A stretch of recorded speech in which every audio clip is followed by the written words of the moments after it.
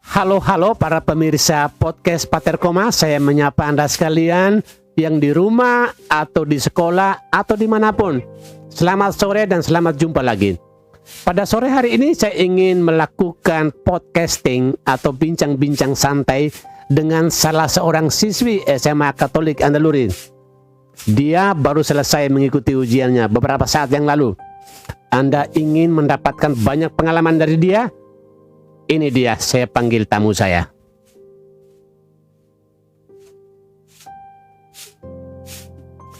Halo, selamat sore. Sore, Pater. Boleh kita ces ala corona? Oke, supaya penontonmu bisa kenal kamu siapa, boleh Pater minta Anda untuk menyebutkan nama kamu pendek saja. Lalu pernah SD di mana, SMP di mana, dan sekarang kamu kemarin SMA di mana? Nama saya Kerin. Kerin. Saya dari SD dan SMP Kasih Agape. Kasih Agape. Terus saya melanjutkan ke SMA Andaluri. Oke, boleh beritahu apa itu arti dari kata kasih agape? Jadi kasih Agape itu artinya kasih yang tulus dan tanpa pamrih, tanpa mengharapkan imbalan. Pasti Kerin punya kasih itu sangat tulus ya kepada temannya, kepada sahabatnya dimanapun pernah kamu hidup. Baiklah Kerin, terima kasih untuk perkenalannya. Saya ingin mau ajak Kerin berbincang-bincang secara lebih mendalam pengalaman kamu belajar selama 3 tahun di SMA Katolik Andaluri. Kenapa kamu kok pilihnya SMA Katolik Andaluri bukan SMA yang lain? Jadi kenapa saya pilih SMA Andaluri? Karena sebelumnya kan saya juga cari-cari informasi, lalu kayak dengar-dengar berita dari teman dan lain-lain. Terus yang banyak yang saya dapat kan? SMA Andaluri itu bagus. Lalu ini saya yakin dengan saya masuk SMA Andaluri, saya bisa belajar jadi orang yang lebih baik. Kerin dari Katolik atau dari Protestan? Saya Kristen Protestan. Kenapa kamu pilihnya ke sekolah Katolik? Karena kalau menurut saya tidak apa-apa sih, karena kan memang tujuannya untuk belajar. Dan menurut saya kalau untuk belajar dimanapun itu tetap tergantung diri sendiri. Ya, tidak menentukan agama apakah sekolah itu. Iya. Kan kamu ingin belajar, bukan kamu ingin pindah agama kan? Iya, betul. Dan selama kamu alami di Andaluri 3 tahun dengan guru-guru Protestan juga ada, Katolik juga ada, kamu rasa nyaman? Nyaman karena ini di Andaluri itu lingkungannya baik dan saya merasa nyaman ada di lingkungan SMA Katolik Andaluri. Dibandingkan dengan kamu selama sebelum masih SMP itu kan kamu di Agape. Iya. Saya bukan membandingkan, tapi sama-sama nyamannya. Iya, sama-sama nyamannya karena teman-teman juga memperlakukan saya dengan baik, lalu kita berteman dengan baik juga. Tapi kenapa waktu Pater Koma lihat itu Kerin pertama, Kerin tidak senyum? Kenapa itu? Baru kenal. Waktu Pater masuk kelas juga dia tidak senyum juga. Ketika saya lihat tembok, malah tembok yang senyum. It's just kidding. Nah, Pater ingin menggali pengalaman bersama dengan Kerin selama 3 tahun di Andaluri. Terutama tahun terakhir kamu kelas 3 itu kan kamu sudah masuk pada masa pandemi. Ya. Semuanya dilakukan secara daring atau online. Boleh saya tahu selama 1 tahun terakhir ini, apakah Kerin punya kesulitan, tantangan selama kamu belajar secara daring itu? Kalau untuk belajar, ini kebetulan kalau saya kan punya handphone di rumah, lalu ada wifi juga. Jadi kalau untuk mengikuti kayak ada online class dan lain-lain itu saya bisa. Dan tapi kalau untuk misalnya untuk belajar memang tidak seperti sekolah. Seperti face to face ya, kayak tatap muka. Beda begitu, penangkapan materi juga itu memang beda dibandingkan kalau face to face di sekolah. Kalau misalkan Kerin mengalami kesulitan untuk memahami sebuah materi, apa yang biasanya kamu lakukan? Kamu menelpon, kamu masa bodoh, kamu cuek, atau kamu minta klarifikasi dari gurunya? Kalau saya kadang saya belajar cari tahu lagi dari internet atau buka buku yang lain. Cuman memang jarang tanya di guru. Cuman kadang kalau saya merasa perlu tanya di guru karena tidak dapat dari Google dan lain-lain, saya tanya di guru. Sebentar, kamu bilang kamu cari tahu dari internet dan kadang cari tahu dari guru. Iya, Berarti internet lebih bagus dari guru ya? soalnya kan kalau saya sendiri takutnya kalau tanya guru kan nanti misalnya lambat dibalas dan lain-lain. Jadi kayak kalau saya mengusahakan dulu apa yang saya bisa lakukan. Lakukan, kalau misalnya tidak ketemu baru tanya ke guru yang mengajar. Jadi kamu tetap melewatinya, ada bantuan dari internet juga bantuan dari guru. Iya. Kalau misalnya Karen mengalami kesulitan dari guru, kamu cari larinya ke internet. Iya. Kalau ada kesulitan dari internet, larinya kemana? Ke kamar untuk tidur atau ke guru? Kadang ke guru, cuman kalau tidak ya sudah. Boleh tahu Karen jurusan apa kemarin? Saya Mia, matematika dan ilmu pengetahuan alam. Orang Mia itu kan kemampuan berpikirnya bagus. Kamu sepakat nih kalau saya katakan begini? Tidak sih. Mengapa? Menurut saya yang jurusan itu tergantung masing-masing sih, mau yang memang lebih ketertarikan suka yang bagian mana. Kalau saya kebetulan saya suka yang di bidang sains, jadi memang saya memutuskan untuk masuk Mia. Apakah kamu punya settingan background kenapa kamu pilih Mia? Kedepannya kamu kemana? Kalau saya dulu sebenarnya pengen juga jadi dokter. Terus memang saya kan dari dulu suka pelajaran IPA. Ya, jadi saya pengen masuk Mia. Dan di antara itu kamu dapat dengan masuk ke Mia ini kamu betul-betul minimal mendapatkan pengetahuan. Ya. Apa yang terjadi pada tahun terakhir di mana pelajaran yang berkaitan dengan ilmu eksakta ini kan sangat minim karena kamu serba cari dari internet, dari Google. Itu susah sih jujur karena ini kadang memang dari guru kan sudah kirim berupa materi, PDF dan lain-lain. Cuman ya karena tadi memang tidak seperti face to face, jadi tetap saja penerimaan materi itu memang lebih sulit dan kayak tidak sebagus face to face menurut saya. Kurang puas karena ada bagian tertentu dari materi yang tidak kamu pahami, kamu tidak bisa tanyakan? Iya. Andaikan Google bisa omong, kan ada anaknya juga tekan Google, "Hai Google, apa artinya ilmu alam?" Dia jawab loh. Iya, tapi pernah kamu buat seperti itu? Pernah. Pakai Google Voice? Iya. Sering juga kalau lewat Google, tapi kan tetap kalau dari guru biasanya kan kita bisa tanya langsung, apalagi waktu sebelum COVID begini. Kalau sekarang kalau lewat Google memang kita dapat jawabannya, tapi bagaimana kita bisa tahu caranya itu kan sulit. Maksudnya kita kan terbiasa kayak diajarkan guru ini begini. Tapi kalau Google kan meskipun sudah ada tapi tetap sulit. Saya pernah alami di asrama Putri Diwara, anak-anak di ruang komputer itu tanya, "Google, pertanyaan nomor 1, apa artinya seni budaya?" Gue bilang, seni dan budaya, bla bla bla bla bla. Lalu mereka menyalin. Saya bilang stop. Masih mendingan kamu baca buku daripada kamu tanya Google. Google itu bodoh karena dia tidak punya akal budi. Dia itu sebuah program yang dirakit sedemikian rupa supaya dia bisa berbicara, tapi dia tidak akan pernah bisa menggantikan otaknya manusia. Ya, betul. Nah, kemarin waktu kamu ikuti ujian UAS online, apakah kamu pernah menemukan ada pertanyaan yang betul-betul bisa menjawab sesuai dengan materi yang pernah diberikan, atau ada pertanyaan yang jauh sama sekali dari materi? Ada yang dari guru berikan karena kan yang guru ajarkan itu kan keluar banyak kan. Lalu sebelumnya guru-guru kan juga sudah kasih kisi-kisi. Jadi apa yang kita pelajari ya itu yang keluar di soal ujian. Kamu puas dengan hasil ujian itu? Ya, ada yang puas. Jujur. Tolong jujur. Puas, Pater. Cuman memang ada juga beberapa mata pelajaran yang kurang puas. Misalkan Misalkan matematika, peminatan, Matematika, peminatan. Ya. Kimia bagaimana kimia?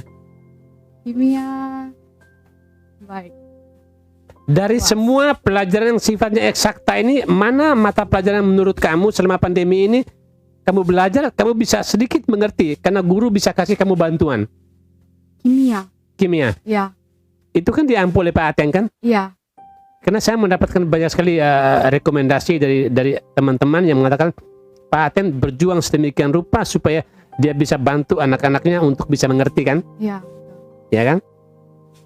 Kenapa kamu bilang matematika itu susah? Sebenarnya bukan yang susah sih, cuman mungkin karena kurang latihan soal, Betul. ya, Hmm. dan materinya banyak Hmm. juga. Itu yang buat. Saya ingin tahu lebih lanjut. Tadi Kerin bilang suka akan ilmu pengetahuan alam dan matematika. Ya, Kamu kan sudah tamat kan? ya Sudah sudah. tamat kan? Ya, IPA, ilmu pengetahuan alam sudah tamat nih. sudah. Kamu rencananya kemana nanti? Kan kamu sudah punya modal kan belajar ilmu pengetahuan alam. Kamu rencananya kemana? Saya Coba. ada daftar di salah satu Perguruan uni, tinggi. ya, di Surabaya. Hmm. Tapi yang saya ambil jurusan memang jauh dari MIA. Kenapa begitu? Karena berubah tiba-tiba. Berubah. Ya. Lalu kamu larinya kemana? Saya ambil sistem informasi. Sistem informasi. Rencana kamu, kenapa kamu pilih itu? Masa depanmu kemana nanti? Sebenarnya kenapa pilih sistem informasi, kan sebenarnya sistem informasi itu kan gabungan dari teknik informatika dengan ada bisnis. Jadi saya merasa dengan belajar teknik informatika itu kan tentang teknologi, sedangkan kalau dunia ini makin maju, jadi butuh teknologi, dan saya ingin belajar teknologi lebih lagi. Jadi saya ambil jurusan yang itu. Kamu suka? Suka. Ya. Minimal kamu sudah punya kemampuan yang bisa mengarahkan kamu untuk ambil materi itu, jurusan itu. Atau karena kamu cari-cari yang lainnya tidak ada, lalu kamu pilih yang itu? Oh, tidak juga sih. Karena saya memang sudah punya beberapa list yang ya mau ambil.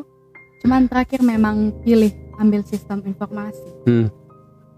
Karena lebih tertarik dan lebih tertantang buat belajar sistem informasi. Di mana itu? Di Surabaya? Di Universitas Petra. Petra. Kamu sudah punya keyakinan bahwa kamu bakal lolos atau tesnya sudah selesai? Sudah lolos untungnya. Oh my god. Tinggal masuk. Karena ada beberapa teman yang lain kan yang belum, masih antrian nih. Ya. Mereka masih cari-cari, coba sini, coba situ, coba sana. Akhirnya dia suka tidak suka dia harus pilih sesuatu. Ya. Tapi kalau Kerin kan sudah jelas. Iya, untungnya sudah. Sekarang kamu bakal pindah ke Surabaya untuk kuliah nanti. Kamu yakin nanti di kuliah di Surabaya ini bisa kamu lakukan secara mandiri? Karena saya yakin nanti ke depan masih online. Kalau online memang agak sulit sih menurut saya, dan saya juga merasa kayaknya kalau online bakalan tidak semaksimal kalau offline. Cuman kan mau tidak mau harus memaksakan diri supaya bisa gitu. Karena kalau pasrah saja ya apa sudah yang. Seandainya kamu tetap online di Waingapu untuk kuliah di Surabaya, tapi kamu online di sini, kamu rasa itu kamu bisa ikuti kuliah? Bisa. Dengan sistem seperti itu? Bisa dan harus bisa. Latar belakangmu apa? Ya. Alasanmu apa? Kamu bisa? Karena ini saya kan sudah tentukan pilihan. Saya harus bisa bertanggung jawab dengan itu pilihan, harus bisa dijalani. Jadi susah. Jadi itu menjadi modal kamu untuk lanjut ke langkah berikutnya. Iya. Nah sekarang kamu pilih ilmu informasi. Kamu yakin pilihan itu bisa menjamin masa depanmu? Bisa kasih kamu pekerjaan, bisa kasih kamu semacam keyakinan bahwa kamu bisa hidup dengan belajar ilmu ini? Bisa. Terus tapi kalau misalnya nanti, kalau saya pribadi berpikir kalau misalnya nanti tidak sesuai, ya tidak apa-apa, masih banyak yang lain caranya masih Oh banyak. gitu. Iya, Kamu bisa belok haluan. iya masih bisa. Asalkan mau tetap berusaha dan tidak menyerah pasti bisa. Kenapa kamu tidak lari ke bidang bisnis? Orang-orang seperti kamu ini kan orang-orang punya basic bisnis. Kan sudah terlatih jaga toko kan? Hitung uang di kalkulator, cek mana dia punya pelanggannya. Kok kamu beloknya ke informasi? Karena kamu suka? Iya, lebih suka ke informasi daripada bisnis. Jadi lebih pilih informasi. Itu bakal menjamin kamu ke depan untuk hidup. Karena itu yang saya mau tahu. Kamu pilih itu bukan karena sebuah kebetulan atau karena mencari-cari yang tidak ada lagi. Saya pilih yang ini. Artinya itu kan bukan passionnya kamu, bukan talentanya kamu, bukan bakatnya kamu, tapi karena sudah terjerumus lebih lanjut, kamu akhirnya tahu, suka tidak suka, akhirnya saya suka. Kamu pilih yang mana? Kalau saya memang suka sih, jadi pasti bisa. Pasti bisa untuk kedepannya. Ya. Nah, saya mau cari tahu lebih lanjut. Kerin, selama kamu di Andaluri, kamu lihat situasi kita di sana, 1 tahun terakhir ini kan kita semua online. Ya. Apa yang bisa kamu bagikan kepada adik-adikmu nanti yang bakal masih di kelas 11, sekarang di kelas 10? Karena masih juga banyak dari mereka yang berjuang untuk belajar online, karena ada yang tidak punya HP, tidak punya internet. Tolong kamu bagikan tips kamu ketika menghadapi kesulitan di era seperti ini, supaya mereka juga tetap semangat belajar. Kalau dari saya untuk teman-teman yang lain itu tetap semangat dan tidak boleh menyerah. Harus ingat kalau teman-teman itu tidak sendiri. Ada banyak orang juga yang mengalami situasi yang memang lebih sulit karena masa COVID ini. Tapi itu bukan halangan selama teman-teman semua punya kemauan untuk belajar. Jadi jangan jadikan alasan karena COVID ini jadi tidak belajar dan lain-lain. Kalau misalnya sulit kan bisa pergi ke sekolah, pasti guru-guru bantu. Itu karena ada beberapa anak yang sudah mengambil keputusan untuk berhenti sekolah. Kamu tahu itu? Belum dengar. Minimal 5 anak. Mereka pindah pekerjaan, cari pekerjaan jadi koncak oto, jadi tukang bangunan, di mana karena mereka pikir sekolah itu harus menciptakan pekerjaan buat mereka. Nah, kamu pilih informasi ini, kamu yakin itu akan memberikan kamu lapangan pekerjaan? Ya, yakin. Konkret itu? Ya, yakin. Artinya begini, artinya Anda mengambil pilihan untuk kuliah itu bukan karena sekedar belajar ilmunya, tapi kamu yakin ilmu ini bisa membuat kamu hidup dan kamu bisa mendapatkan pekerjaan. Kalau kamu kuliah dan kamu tidak punya pekerjaan, so it's gonna be nothing. Ya. Kan ada banyak juga mahasiswa yang sudah kuliah sampai S1 tinggi, S2, pulang tidak punya pekerjaan. Karena ke depan ini akan lebih sulit ke depan ini. Apalagi masa pandemi ini kan membuat orang bingung, orang yang sudah punya pekerjaan pun tidak punya pekerjaan lagi sekarang. Coba, kamu sempat pikir tentang hal seperti ini? Iya, saya pernah berpikir juga seperti itu. Tapi kalau saya pribadi, kalau misalnya nanti saya tidak dapat pekerjaan yang sesuai dengan yang saya kuliah, saya bisa cari pekerjaan lain atau kegiatan lain yang bisa menghasilkan uang. Gitu. Contohnya dari hobi, misalnya saya suka masak, bisa kan? Bisa kayak jualan makanan dan lain-lain. Jadi menurut saya, jadi nyambi kuliah bisa nyambi itu untuk mengembangkan potensi, bakat dan kemampuan. Saya kagum, kok baru saya baru tahu sekarang kamu bisa berpikir seperti itu. Karena orang pikir kuliah itu kan hanya baca buku. Tidak. Orang tidak pernah itu berpikir bahwa buku itu bisa dimakan, kan tidak. Dia memberikan kita keterampilan dan juga pengetahuan. Keterampilan, pengetahuan ini mesti berjalan bersamaan kan? Betul. Di era pandemi ini kan susah. Kadang-kadang orang berpikir tidak usah punya pengetahuan, tapi cukup punya keterampilan sudah cukup. Kamu pilih yang mana? Apakah kamu cukup punya pengetahuan atau kamu juga harus punya keterampilan yang cukup? Kalau menurut saya harus punya keduanya sih. Karena kalau hanya punya keterampilan tapi tidak tahu ini kenapa bisa begini, kenapa bisa begitu, sama aja maksudnya. cuman bisa lakuin, tapi kenapa bisa kayak begini tuh kan tidak tahu gitu. Jadi pengetahuan juga itu penting. Target kamu ke depan, berapa tahun kamu selesai kuliah? Pasang target. Saya pengen selesai kuliah 3 tahun atau tidak boleh lebih dari 4 tahun, lalu habis itu harus bisa lanjut S2. S2? Ya. Kenapa tidak cukup S1? Kenapa kamu harus tambah S2 lagi? Karena menurut saya selagi masih bisa belajar aja. Selagi masih bisa belajar terus? Iya. Tidak usah kerja? Kalau saya pengennya di samping saya belajar, saya bisa sambil kerja.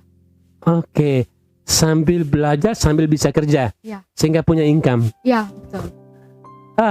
Itu luar biasa. Dan kemudian yang terakhir saya mau kasih tahu sama Kerin, selama kamu di Andaluri ini sudah banyak orang yang didik kamu, guru-guru kan? Kamu tahu kami ini setengah mati berjuang untuk ngajar anak-anak online. Ada yang malas, ada yang rajin, ada yang tidak, ada yang cuek, ada yang sambil tidur sambil belajar. Apa yang bisa Kerin katakan kepada para bapak dan ibu guru SMA Katolik Andaluri buat mereka?